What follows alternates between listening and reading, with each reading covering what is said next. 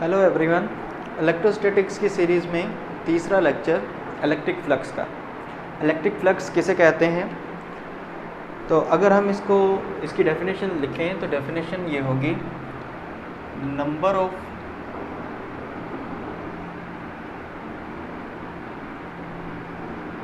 Field lines passing through a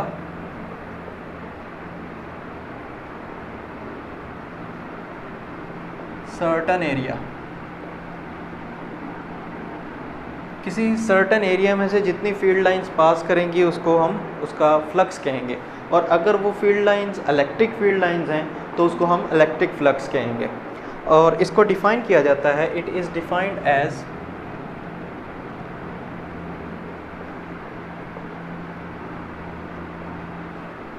the flux, electric flux is equal to dot product of electric field and area vector. यहाँ पे हमें देखना होगा कि area vector किसे कहते हैं। एरिया वेक्टर किसे कहते हैं?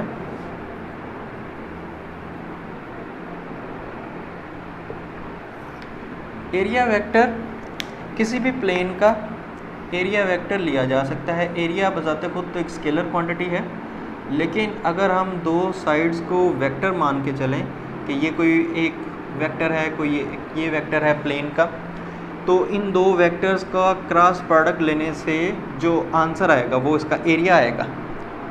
क्रॉस प्रोडक्ट से एरिया आएगा पैरेललोग्राम का, और उसकी जो डायरेक्शन होगी वो इसके ऊपर परपेंडिकुलर होगी इस डायरेक्शन में। तो हम एरिया को कंसीडर कर सकते हैं एज अ वेक्टर। तो वेक्टर कंसीडर करने के लिए हमें साथ में कोई डायरेक्शन एसोसिएट करनी है, और वो डायरेक्शन एक यूनिट वेक्टर के तौर पे एसोसिएट करेंगे, और वो ऐसी डायरेक्शन है जो उस प्लेन के ऊपर परपेंडिकुलर है। किस प्लेन पे? जो एरिया है, जो एरिया की प्लेन है उस प्लेन के ऊपर जो परपेंडिकुलर है। फॉर एग्जांपल ये बोर्ड है, तो इस बोर्ड का जो एरिया है, वो जो प्लेन है वो ये प्लेन है, इस प्लेन के ऊपर परपेंडिकुलर ये डायरेक्शन है। तो अगर इसका एरिया वेक्टर कहा जाए तो एरिया वेक्टर की डायरेक्शन इस प्लेन के ऊपर परपेंडिकुलर होगी। किसी भी प्लेन का एरिया वेक्टर उस प्लेन के ऊपर परपेंडिकुलर होगा, उसकी डायरेक्शन। तो एरिया वेक्टर ये है। एरिया वेक्टर की मैग्नीट्यूड तो वही है, मैग्नीट्यूड तो एरिया के इक्वल है, लेकिन जो डायरेक्शन है वो परपेंडिकुलर है टू द प्लेन, तो इसको एरिया वेक्टर कहते हैं। तो ये इसकी डेफिनेशन है फ्लक्स की, जिसमें एरिया वेक्टर आया, जिसके लिए हमने देख लिया कि एरिया वेक्टर किसे कहते हैं। डॉट प्रोडक्ट का मतलब ये है कि ये जो फ्लक्स है ये स्केलर क्वांटिटी है। जो आंसर आएगा फ्लक्स का ई डॉट ए, इलेक्ट्रिक फील्ड और एरिया वेक्टर का डॉट प्रोडक्ट लेने से जो आंसर आएगा फ्लक्स का, वो एक स्केलर क्वांटिटी होगी। इसके यूनिट्स क्या होंगे? फ्लक्स के जो यूनिट्स हैं, इलेक्ट्रिक फील्ड के यूनिट्स आपने लास्ट लेक्चर में देखे कि इलेक्ट्रिक फील्ड के यूनिट्स क्या थे? न्यूटन पर कूलम। और एरिया के यूनिट्स क्या हैं? Metre square. तो आप इसको लिख सकते हैं newton metre square per coulomb. तो ये इसके यूनिट्स हैं, और ये एक स्केलर क्वांटिटी है इलेक्ट्रिक फ्लक्स की। अब हम डिफरेंट कॉन्फ़िगरेशंस में इलेक्ट्रिक फ्लक्स मालूम करते हैं कि इलेक्ट्रिक फ्लक्स कितना होगा अगर हम इलेक्ट्रिक फील्ड लाइंस ड्रा करें। फॉर एग्जांपल हमारे पास केस 1 है,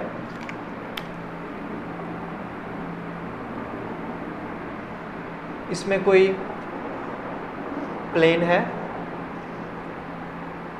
ये प्लेन इस तरीके से पड़ी है, जिस तरीके से ये मेरा हाथ है, इस तरीके से प्लेन पड़ी है, और इसमें से जो फील्ड लाइंस हैं, इलेक्ट्रिक फील्ड लाइंस, वो इसके ऊपर से ऐसे पास कर रही हैं।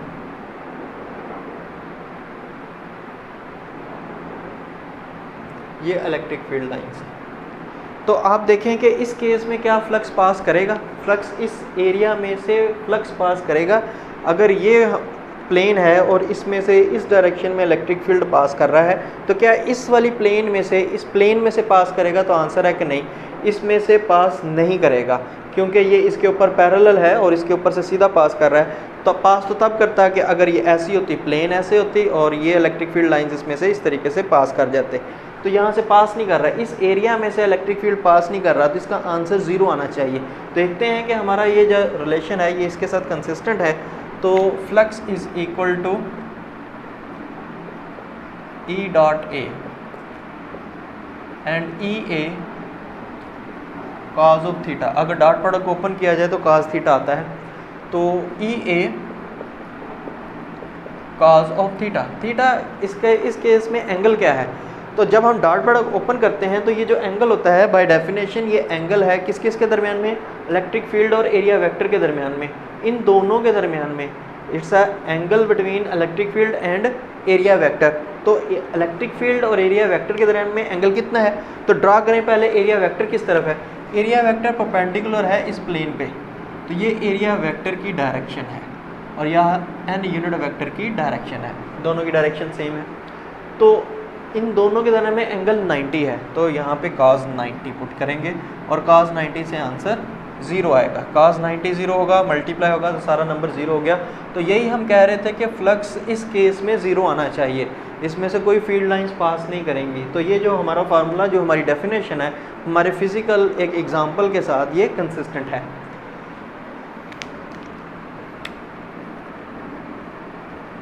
केस 2, सेकेंड केस कि अगर कोई हमारा एरिया वेक्टर ऐसे है और इसमें से इलेक्ट्रिक फील्ड लाइंस पास कर रही हैं इस डायरेक्शन में,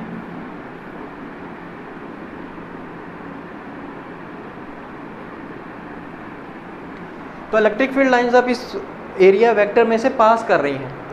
ये एरिया वेक्टर ऐसे है और ये इसमें से पास कर रही हैं।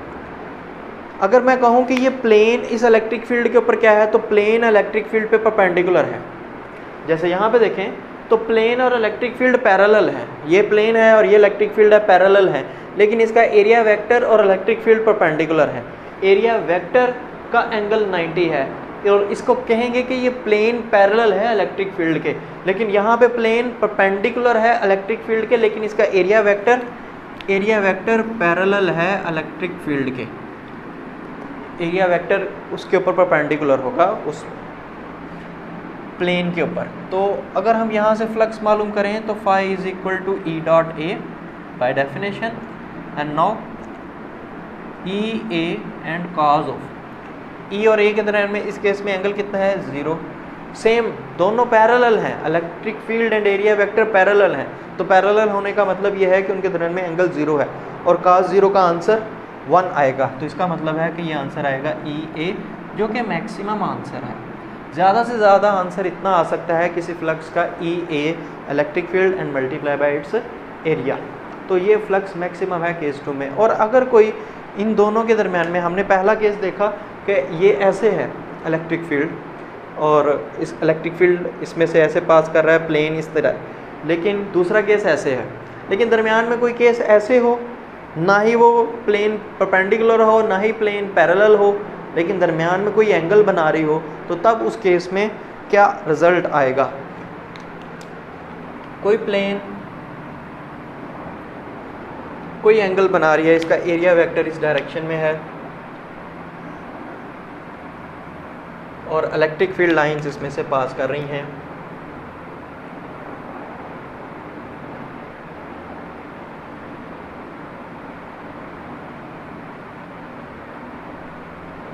ये इलेक्ट्रिक फील्ड की डायरेक्शन है।